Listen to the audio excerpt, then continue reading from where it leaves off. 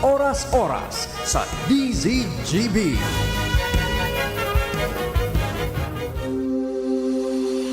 Kayo po ba ay may katanungan sa PhilHealth? Nandito na ang programang Alagang PhilHealth. Magbibigay linaw sa inyong mga tanong kasama ang PhilHealth Regional Office No. 5. Mapapakinggan alas 10 ng umaga sa DZGB. Damang-dama ang benepisyo ng PhilHealth sa Alagang PhilHealth. Ngayon, nandito na ang inyong mga anchorman.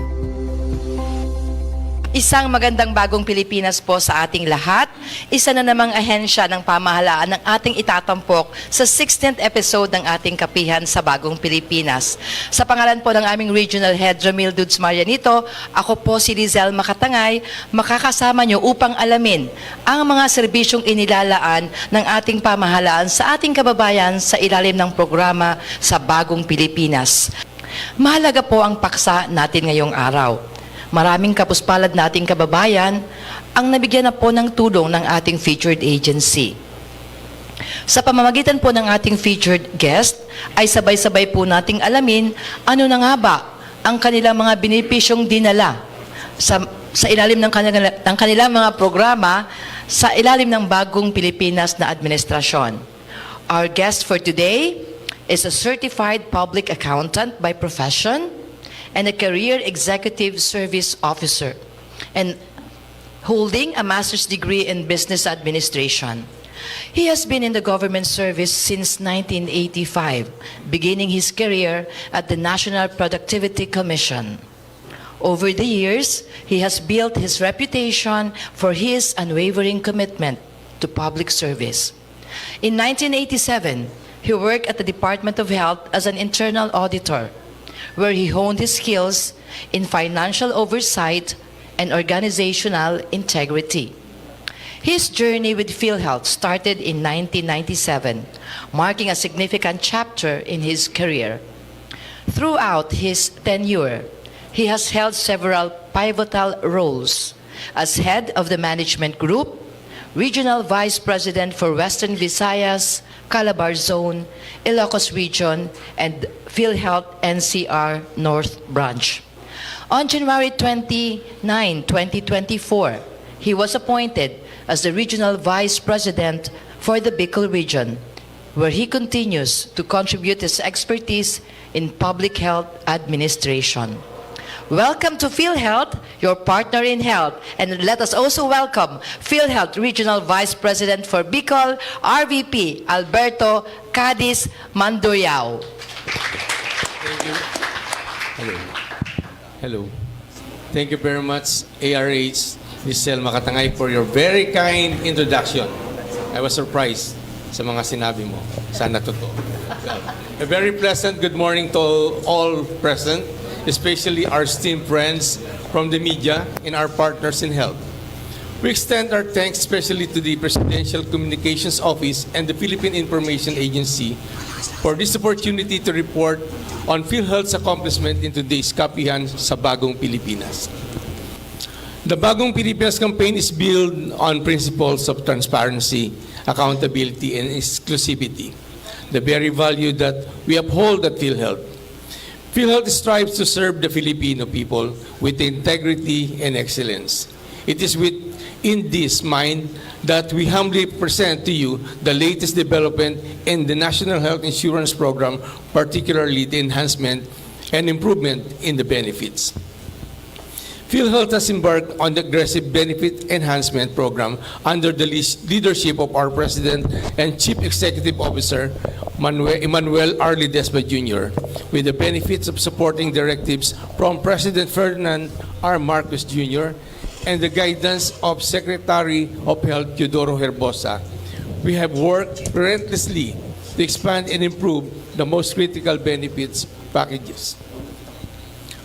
In our aim to rationalize benefit packages that will truly matter to our kababayans, we have focused on certain conditions that are particularly burdensome and could lead to the catastrophic spending for Filipino patients and their families. This includes expanding the hemodialysis package from 90 to 156 sessions, effectively covering the required treatment for chronic kidney disease stage 5 patient for a year. In July, we increased coverage per session by 54%, from 2,600 to 4,000 pesos, raising an annual support value from 405,600 to 624,000 per patient. We have also more than doubled our coverage on hemorrhagic stroke from 38,000 to 80,000 pesos. Ischemic stroke from 28,000 to 76,000 pesos. High-risk pneumonia from 32,000 to 90,100. Mental health service have been introduced this year, offering general and specialty mental health services. The outpatient package for mental health is now available, with efforts to partner with more providers to increase accessibility. Another round of enhancement for our Z benefits was introduced, particularly on colon and rectal cancer, and selected orthopedic implants. To the konsultasyon, sulit at tama, or konsulta packages, we have added 32 essential drugs totaling 53 available medication. Sa konsulta, libre na po ang check-up sa inyong primary care professionals. With free primary care, check-up, and maintenance medicines for conditions such as asthma, diabetes, and hypertension, we urge all Filipinos to register to their consulta provider nearest and most convenient for them. The budget per patient for consulta has also increased from 500 to 1,700 pesos, now including mammograms and ultrasound for early detection of cancer. In 2024, PhilHealth implemented a 30% across-the-board increase in over 9,000 case rate packages, with another increase planned before the year ends. The C benefit package for breast cancer saw a 1,300 increase from 100,000 pesos up to 1.4 million pesos. Additionally, the package for neonatal sepsis increased from 11,700 to 25,793 pesos, and bronchial asthma from 9,000 pesos to 22,488. We also introduced the outpatient therapeutic care benefit package for children under 5 with severe acute malnutrition. President Marcos Jr. recognized this accomplishment in his third State of the Nation address, underscoring our commitment to providing health care benefits that makes a tangible difference in people's lives. PhilHealth's average claims payment turnaround time is now 19 days, 41 days faster than the mandated 60 days processing period. Kapag good ang claims, mabilis ito napoproseso at nababayaran. In the first half of 2024, we achieved payment of 74.95 billion in claims, a 16% increase from 64.36 billion pesos in 2023 for the same period. In our regional office, we paid 4.23 billion with an average turnaround time of 16 days. No less than the President of the Philippine Hospital Association of the Philippines, Dr. Jose Rene De Grano, acknowledged this improvement. Dr. De Grano said that for the past several months, just in 2024, we experienced, of course, there's a big improvement actually in the claims processing. Similarly, the League of Provinces of the Philippines has acknowledged these improvements. PhilHealth received numerous commendation and thank you letters from various health facilities for the continuous streamlining of processing of claims, leading to a prompt payment of claims and faster turnaround time. Through the Financial Management Reporting Enhancement Program, or FinMaREP, we are also working with hospitals to reconcile accounts and ensure an accurate records. In FinMaREP is our initiative to directly engage with hospital in reconciling our books with their books of accounts to put things into proper perspective. There are claims that needs to be returned or denied due to certain non-compliance to PhilHealth policies, and this should be treated accordingly in our perspective books. For PhilHealth, these claims cease to be payables while for hospital, this should not longer be treated as receivables. As people's health insurer, reconciliation of these accounts is in strict compliance with the law and is part of our responsibility as steward of public fund. In support of President Marcos Jr.'s directive for digitalization, PhilHealth was one of the first agency to integrate itself with the eGovPH app. Members can now easily access their profile, check their contribution, even register for consulta to their mobile phones. We urge all of you to download this app to avail of these services through the few stroke on your mobile phones. Our understanding in meeting the needs of our clients is the paramount to our mission. By conducting regular survey to gauge client satisfaction and awareness, we're able to gather valuable insights that help us further improve our services, enhance the client's experience, and strengthen relationship with beneficiaries.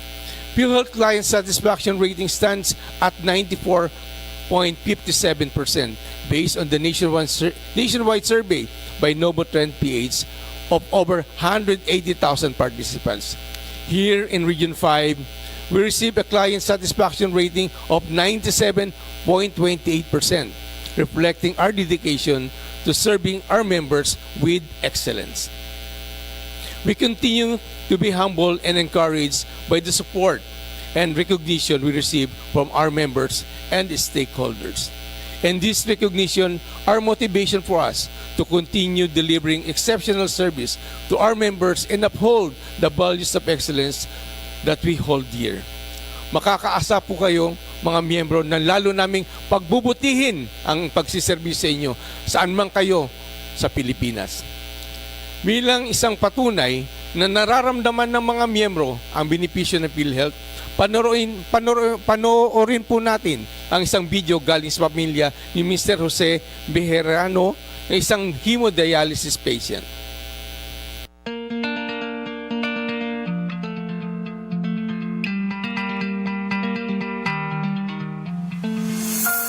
Ako po si Lerna Bejerano na taga Tumalcad, Castillas, Samsagua. Ako po si Giselle Bejerano na taga Burabot, Castillas, Samsagua. Aniyon po kami dito sa Bicol Regional Hospital and Medical Center. Aniyon po dito si Papa nag-hemodialysis. Magagamit po ini ni Papa sa iyong pag-dialysis. Ngayon po, kanduhan niya na po ini dialysis. O sumuya tabi yan magpamindir sa mga buong kabikulan ang bilang sa PhilHealth na grabe ang pinagtatawangan kaiyan magmindir na tabi ka mo. Mas nakulang po talaga ang tabang na may PhilHealth. Kaya magpuan na po kami sa PhilHealth. Nakaipuhan talaga iyan. Tagabos man ang nangangahi. Tagabos na naman yung mga hilang, malulog sinda, PhilHealth ang kaipuhan. Maski anong hilang, kaipuhan PhilHealth. Pero nagkaray. Maski sa ikaw magdugong-dugong, PhilHealth manggiraray ang kaipuhan nito. Kaya pasalamat ka mo, mas magbalos. Kontribusyon mo sa PhilHealth, hatid sa iyo ay pinalawak at mga bagong benepisyo para sa mamamayang Pilipino. Sa PhilHealth, damang-dama ang benepisyo.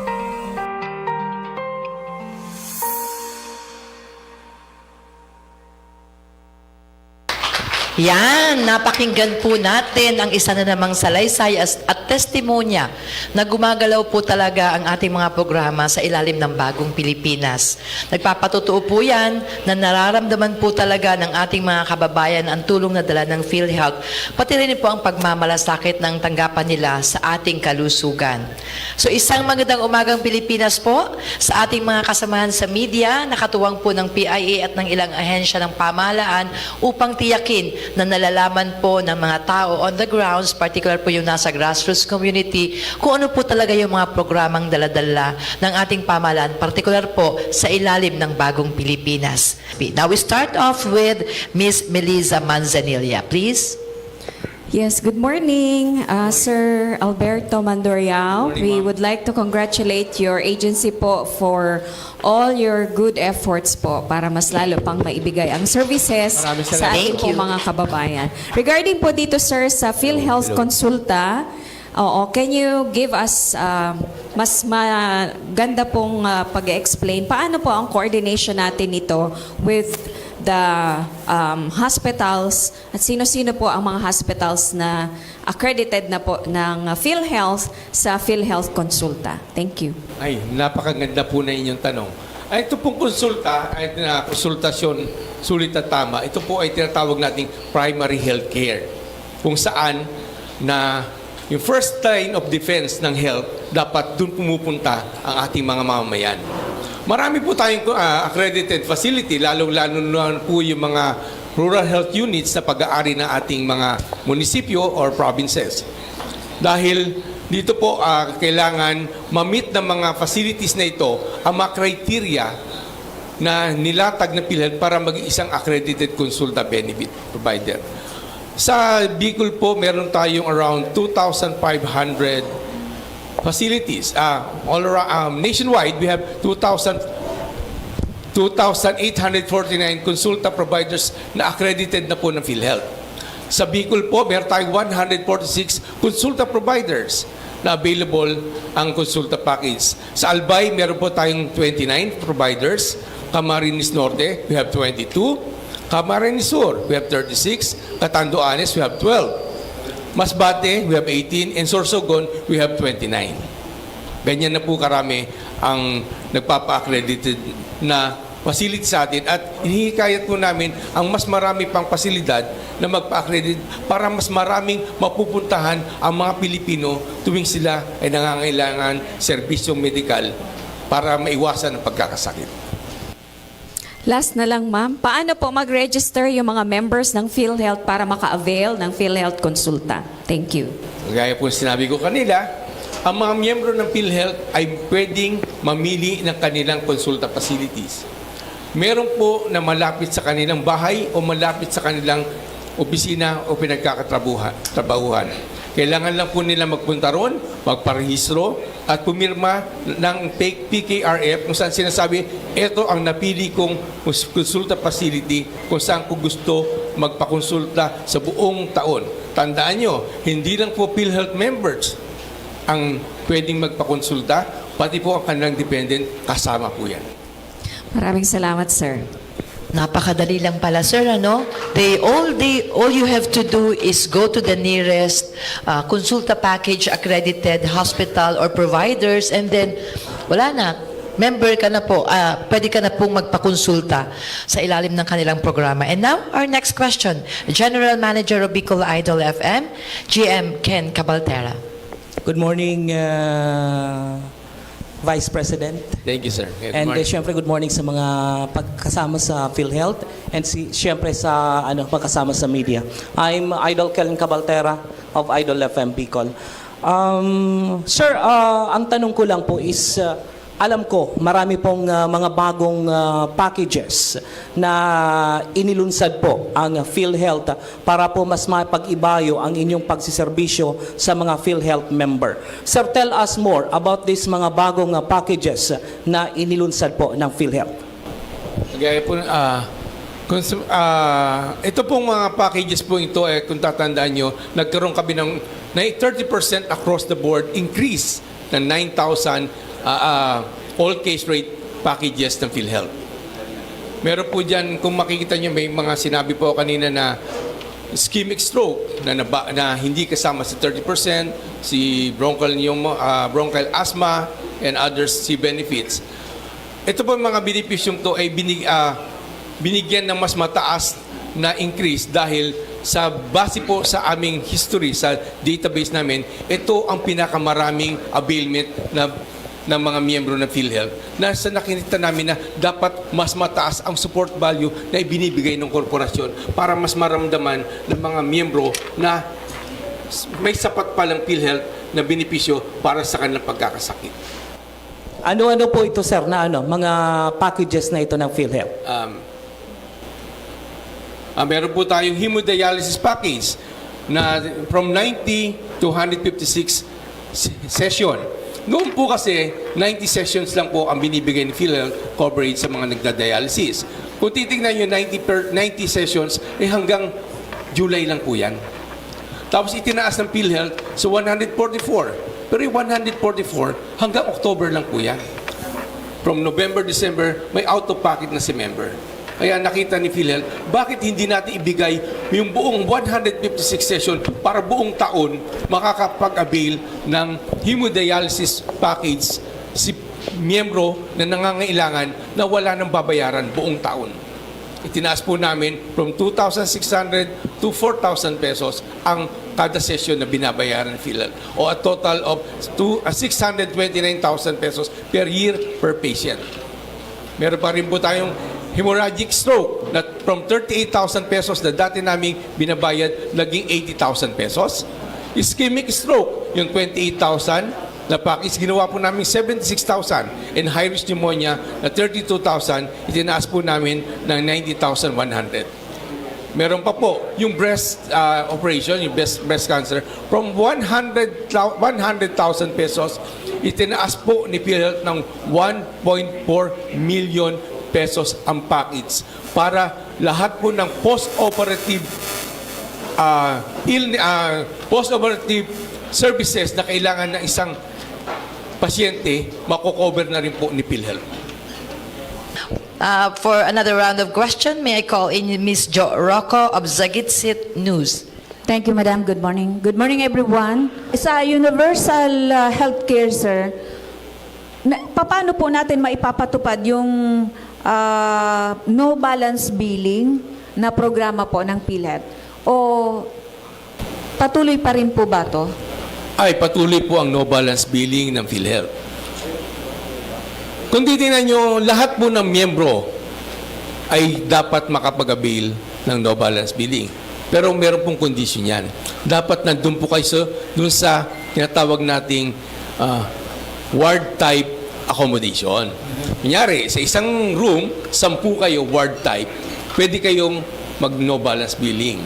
Pero ang automatic na may no balance billing are those sponsored member under the indirect membership. Sino-sino po ito?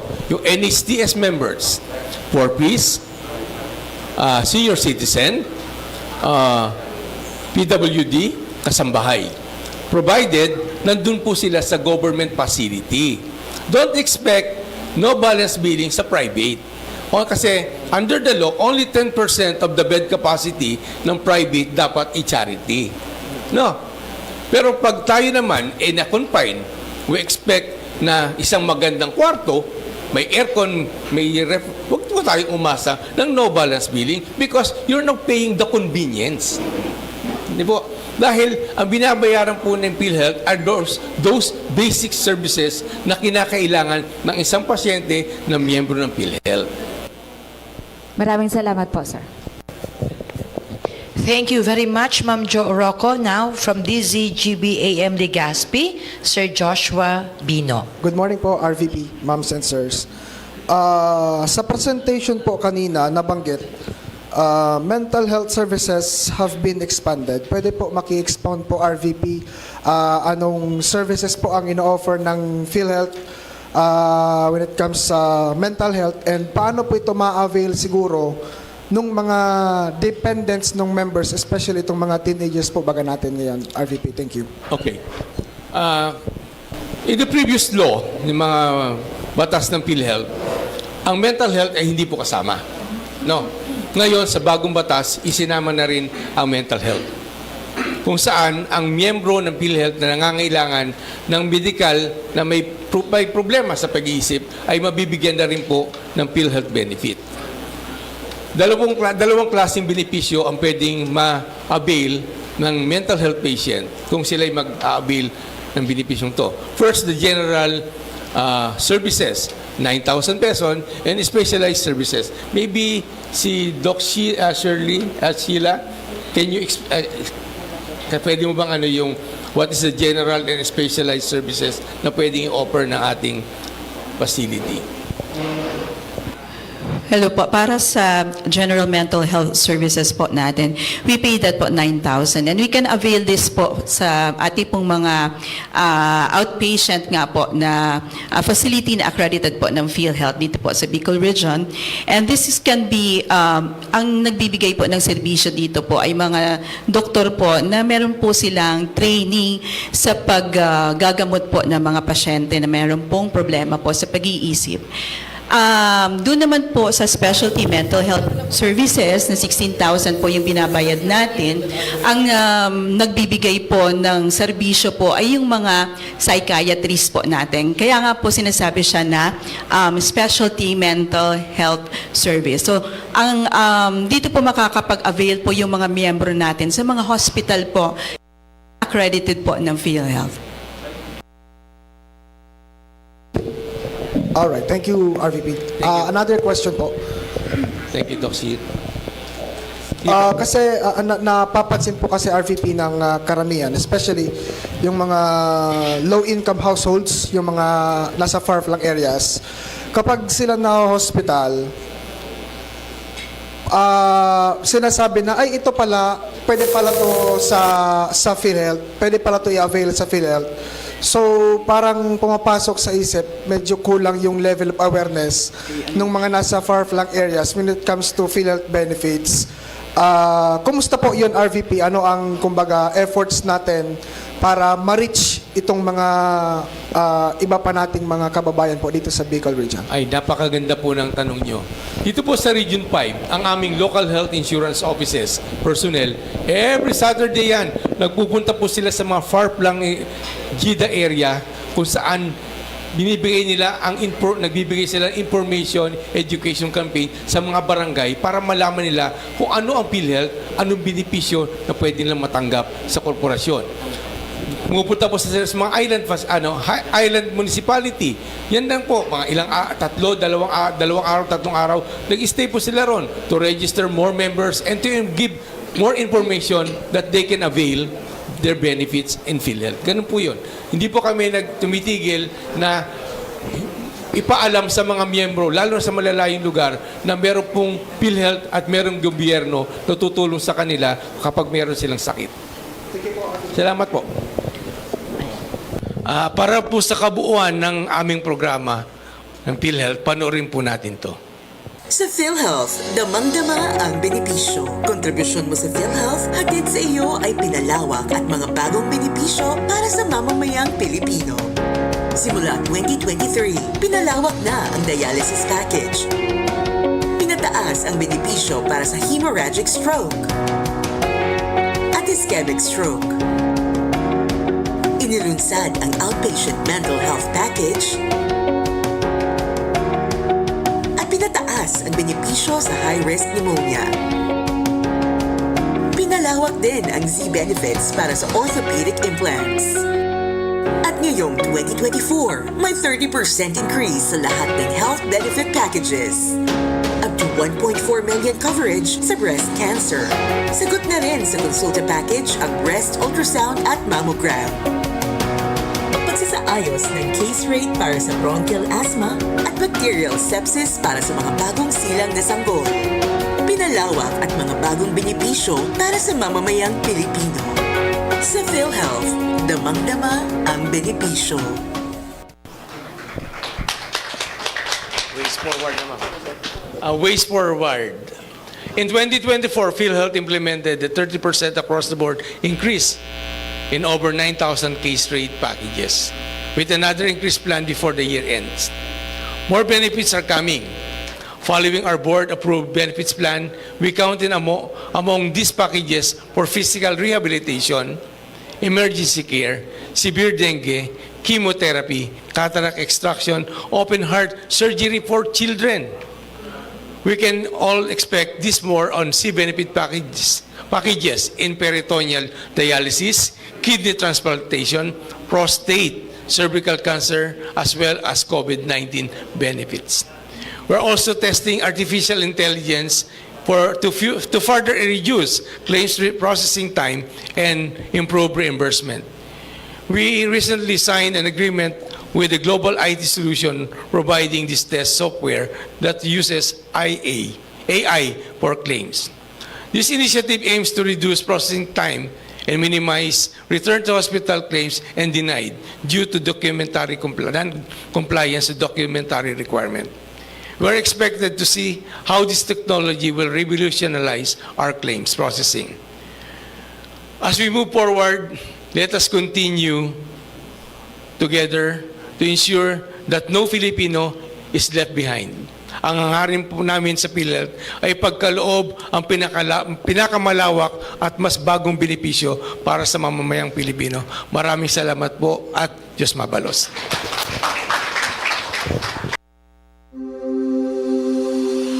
Inyong napakinggan ang Alagang PhilHealth. Makinig muli sa susunod na Huwebes, alas 10 ng umaga, dito sa DZGB. Alagang PhilHealth. Hatid sa inyo ng PhilHealth Regional Office No. 5. Maraming salamat po sa inyong pagsubaybay. Okay ka na,